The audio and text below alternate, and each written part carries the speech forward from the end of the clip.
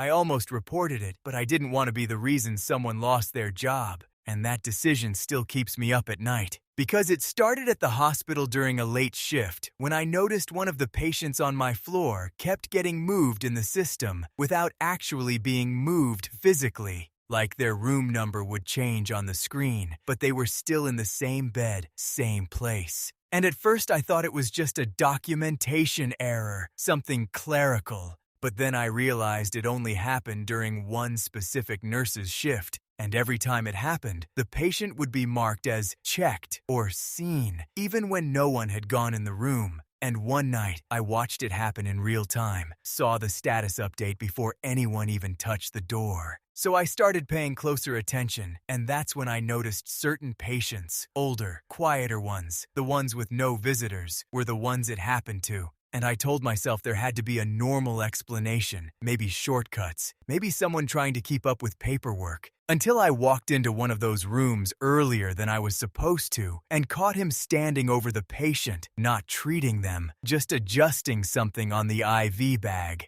And when he saw me, he smiled like nothing was wrong and said, "I already took care of it, even though it wasn't scheduled yet." And I didn't say anything. I just nodded and left because I didn't have proof, just a bad feeling. But 2 days later, that same patient coded out of nowhere. And when I checked the logs after, the system showed they'd been checked multiple times overnight, times that didn't match any actual visits. And that's when it hit me that the fake updates weren't just paperwork, they were covering something. And I finally reported it. But by then, he had already transferred to another facility, and they told me there wasn't enough evidence to do anything. So if you ever feel like something is off, even if it seems small, say something before it's too late.